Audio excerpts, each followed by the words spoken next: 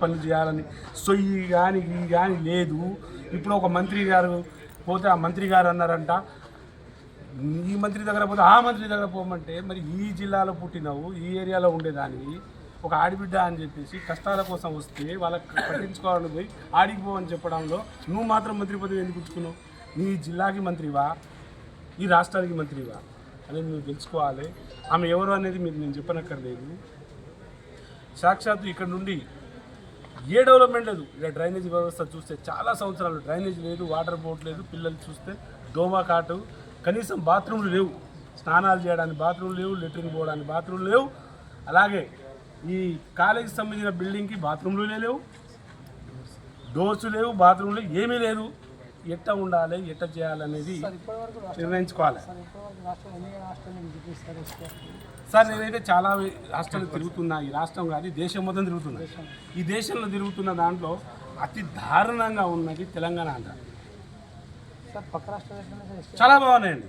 నేను పక్క రాష్ట్రాలు, నేను తమిళనాడు తిరిగినా, తమిళనాడు కూడా తిరిగినా, చెప్పినా కదా, తమిళనాడు తిరిగినా, జార్ఖండ్ తిరిగినా, మధ్యప్రదేశ్ పోయినా, మిజోరాం పోయినా, ఒరిస్సా ఏరియాలు, ఒరిస్సా ఏరియా వెరీ బ్యూటిఫుల్.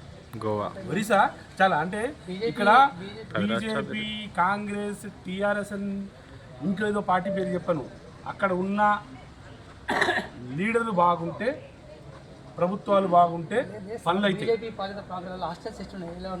నాకు తెలిసి అయితే చాలా బాగుంది. దీనికన్నా చాలా మెరుగు. మనం చెప్పుకుంటా ఉంటాం తెలంగాణ #1, తెలంగాణ #1. ఇప్పుడు మీరు చూపించిన వీడియోలు సిగ్గు శరాలు ఉన్నాయి. వీళ్ళందరికీ నోటీసులు పంపిస్తా, ఇక్కడ ఉన్న ప్రభుత్వాలకు నోటీసులు పంపిస్తా.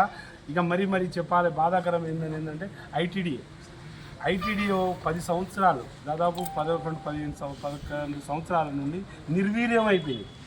పాపం ఐటీడీఏ పిఓ గారిని అడిగినా, పైన ఇంకెవరిని అడిగితే సాధారణ మా దగ్గర బడ్జెట్ లేదు. ఎంత బాధాకరం తెలుసా? కార్పొరేషన్ లోన్స్ ఇవ్వాలి, ఆ లోన్స్ దాదాపు 7 సంవత్సరాల నుండి ఇవ్వలేదు. 28,000 మంది లబ్ధిదారులు ఉన్నారు, వాళ్ళకి అందరు ఎంచుకున్నారు, చెక్కులు కూడా ఇచ్చిరు. సాక్షాత్తు ముఖ్యమంత్రి చెక్కులు ఇచ్చి ఆ చెక్కు పనికి రాకుండా పోతుంది. 220,000 కోట్లు, జస్ట్ 220 కోట్లు ఇస్తే ఈడ 28,000 మంది కుటుంబాలు బాగుపడిపోతాయి ఎస్టీలు. అంటే చెక్ ఇచ్చి కూడా పని చేసుకోలేదు. దౌర్భాగ్యంలో ఇక్కడ ఉన్న ముఖ్యమంత్రి ఇచ్చిన చెక్కు చెల్లదంట. దీనికన్నా దౌర్భాగ్యం అనేది ఇంకటి లేదు. నేను దాన్ని కూడా కనుక్కున్నా, రివ్యూ చేస్తున్నా. ఇప్పుడు దానికన్నా ముందే అక్కడ నుండి కంప్లైంట్లు రావడం వల్ల అక్కడ నుండి నేను డేటా తెప్పించుకుంటే వాళ్ళు చెప్తున్నారు. ఇక ఐటీడీఏ గురించి చెప్తే ఐటీడీఏలో ఫండ్ లేదు. ఏది చేసినా సెంట్రల్ ఫండ్ వచ్చే రూపాయి దాంతో పని చేయించుకుంటారు తప్ప స్టేట్ ఫండ్ నుండి దమ్మిడి లేదు. పోనీ సెంట్రల్ నుంచి వచ్చే రూపాయిని కూడా కరెక్ట్ వాడుకొని వీళ్ళు డెవలప్మెంట్ చేసుకుంటే బాగుంటుంది. దాన్ని వేరే రకానికి మార్చుకొని ఆగం చేసుకుంటున్నారు అనేది అభియోగం ఉంది. మేము గతంలో సెంట్రల్ గవర్నమెంట్లో కూడా మేము రివ్యూ చేయడం జరిగింది, స్టేట్లో కూడా రివ్యూ చేయడం జరుగుతుంది.